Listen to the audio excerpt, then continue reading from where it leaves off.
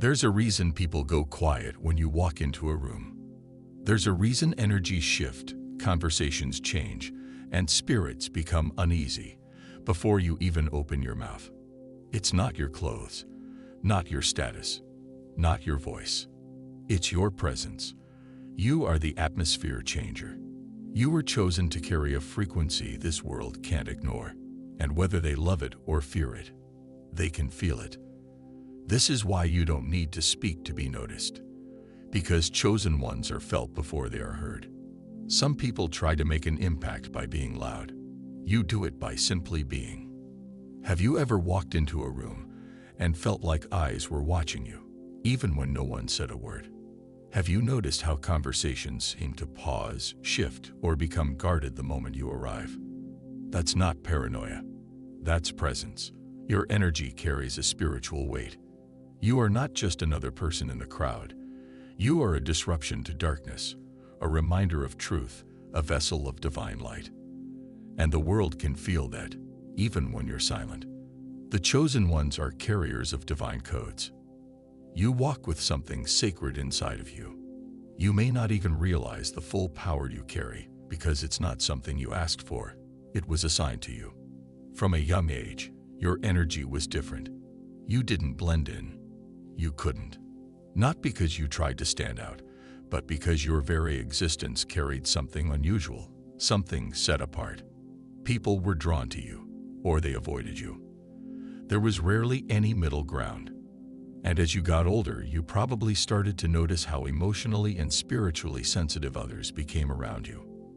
You didn't always understand it. Sometimes, it even made you feel like an outsider. But let me tell you something deeply true. The chosen ones are supposed to be different. Not louder, not flashier, but divinely set apart. Your silence makes people uncomfortable, not because you're doing anything wrong, but because your very energy stirs things within them that they don't want to face. You see, your presence brings exposure, not by judging, not by accusing, but simply by being. Your purity convicts the impure. Your peace disturbs the chaotic. Your light makes the darkness panic. And all of that happens without a single word. This is spiritual. This is not social charisma. This is not confidence learned from books or motivational speeches. This is the mark of a soul that's been through fire and still chose the light. This is the aura of a heart that's been shattered but still beats with compassion. You don't even try to shift the atmosphere. You just do. Because your presence is not just presence. It's purpose. You carry something ancient within you.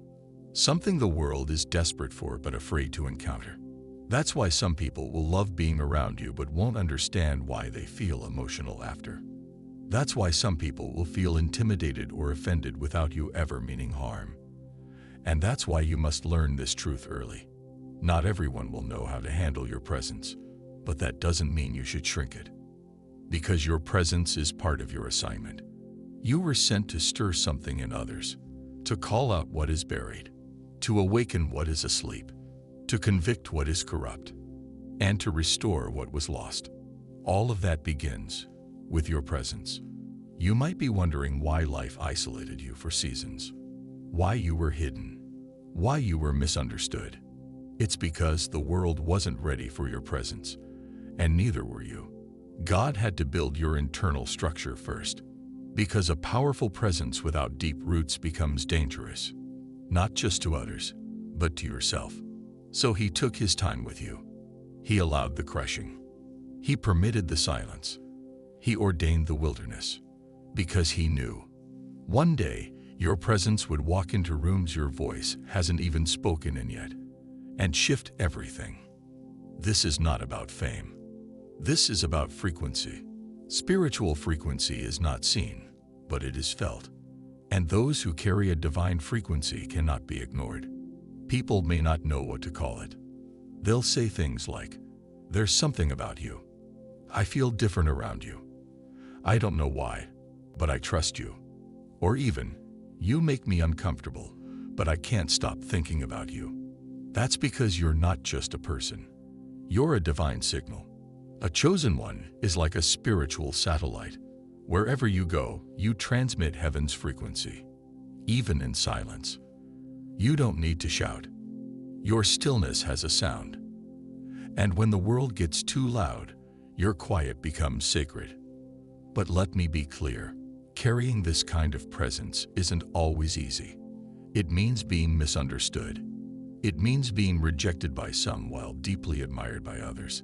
It means walking into rooms where your presence reveals people's hidden shadows. It means being attacked for no apparent reason, because even demons can sense who you are. This is why spiritual warfare often surrounds chosen ones, not because you're doing something wrong, but because your presence threatens systems of darkness.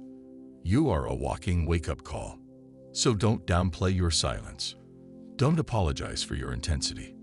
Don't shrink your presence just to make others feel more comfortable in their spiritual sleep. You weren't called to comfort the darkness. You were called to confront it with presence, with purity, with power.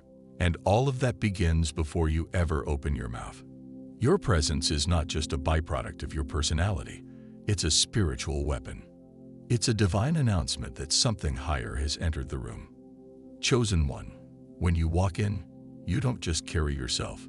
You carry the residue of every battle you survived, every tear you didn't explain, every wilderness that forged you. You walk in with heaven's fingerprint all over you. And even if others can't name it, their spirits recognize it. Now here's where it goes deeper. There are people who have been running from truth their whole lives. People hiding behind masks. People numbing their pain with distractions. And then you show up without saying a word. And suddenly, they feel seen, exposed, uneasy, emotional. Why? Because your presence carries spiritual light. And light always reveals what the darkness is trying to keep hidden. You didn't ask for this. You never wanted to be a mirror for people's brokenness. But that's what chosen ones become, living mirrors. Not to shame others, but to wake them. That's why some people admire you deeply, but don't stick around. Not because you failed them, but because being near you forced them to face parts of themselves they weren't ready to heal. That's why lovers, friends, even family sometimes fall away. Because you didn't fit into the version of themselves they were comfortable with. You didn't conform to their spiritual numbness. You reminded them of a deeper life. So, they pulled away, not because they hate you, but because they couldn't handle the transformation your presence required of them. Listen closely. Your assignment is bigger than attention. It's not about being liked, followed, or celebrated. It's about being sent. You were sent to shift atmospheres. You were sent to break cycles. You were sent to interrupt generational curses. You were sent to speak truth through your energy, even when your mouth is silent. That's why the enemy targeted your identity early.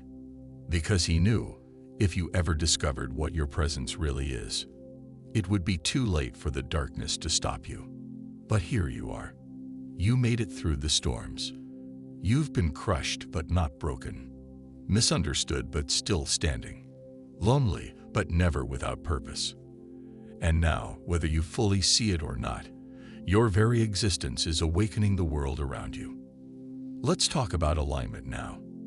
As a chosen one, your presence works best when you're aligned, when your inner world matches your outer walk. Because the true power of presence is not just showing up in a room. It's showing up with truth inside of you.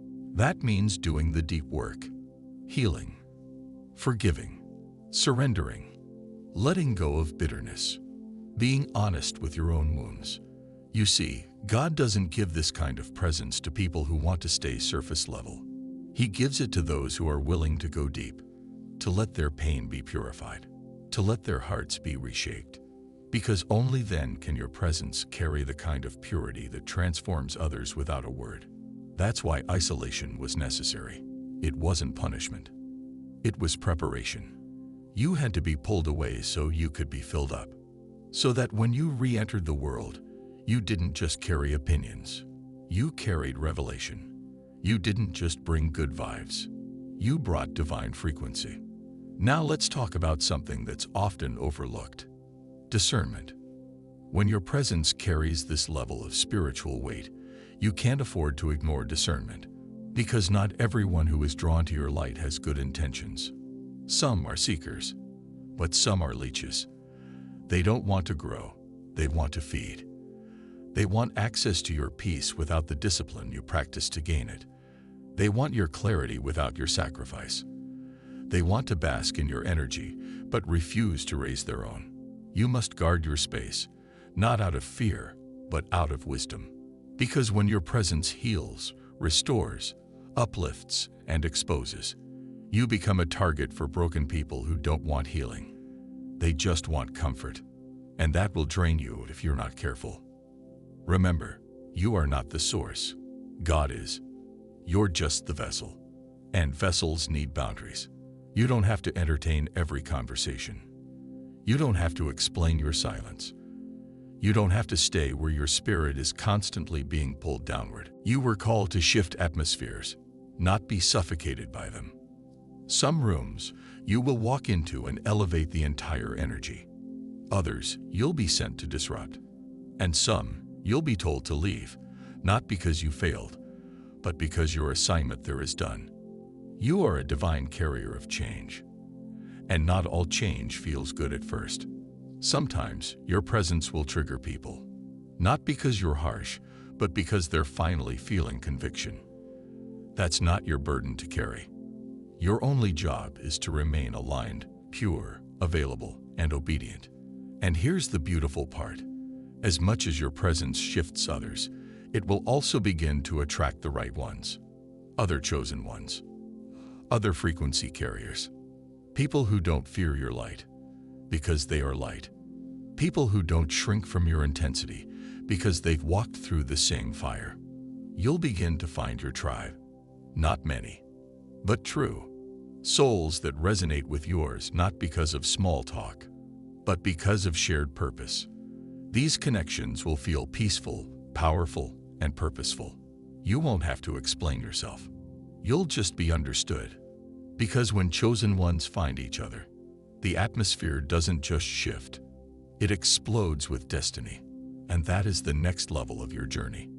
You're moving from being the one who stands alone in rooms to walking into rooms already filled with light bearers like you. It's time to realize that your presence was never meant to just shift atmospheres.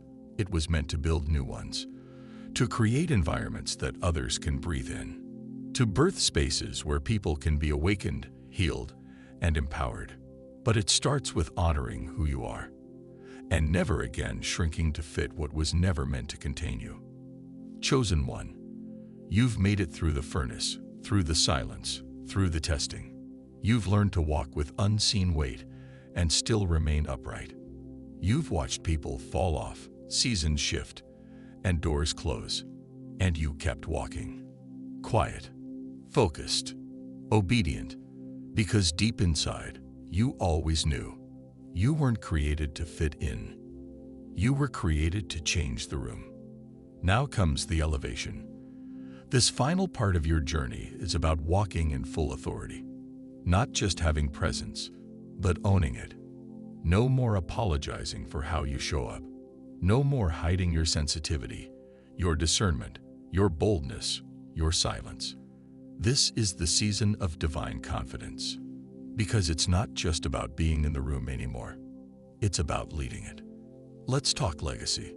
Every chosen one is a legacy builder. You're not just shifting atmospheres for today. You're laying foundations for what comes after you. Your presence is leaving imprints on hearts, minds, spirits, and generations. People will remember how they felt around you long after you're gone. That's why your character matters more than ever. Power without character is poison. Presence without integrity, it is manipulation. But you were forged in fire. You know pain. You know surrender. You've wrestled in the dark and come out with divine clarity. And that's what makes your presence safe. Not soft, safe. A refuge for the broken. A spark for the sleeping. A warning for the wicked. A breath of life for the weary. You are not a brand. You are a blueprint. You're not just here to be seen. You're here to set others free. Let's be honest. There will still be days you feel invisible. Days where no one claps for your presence. Where no one thanks you for the shift you caused. Where people still misunderstand your silence and mislabel your spirit.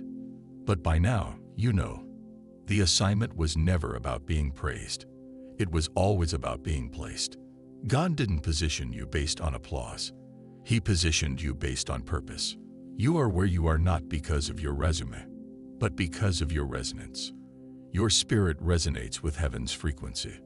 That's why doors open without explanation. That's why people trust you without knowing why. That's why environments shift when you simply enter.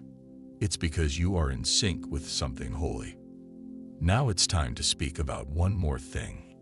Carrying this kind of presence comes with spiritual responsibility. Because what you carry isn't common. It's consecrated. You must guard your heart like never before. Because your heart is the wellspring of your frequency. Bitterness can't live here. Jealousy can't live here. Pride cannot grow here. Because if your heart becomes corrupted, your presence loses its purity. Stay soft. Stay submitted. Stay surrendered. Even when life tries to harden you, your silence must remain sacred. Your words must remain wise. Because when you speak, heaven listens. And when you move, hell watches. You're not a threat because of how loud you are. You're a threat because of how clear you are.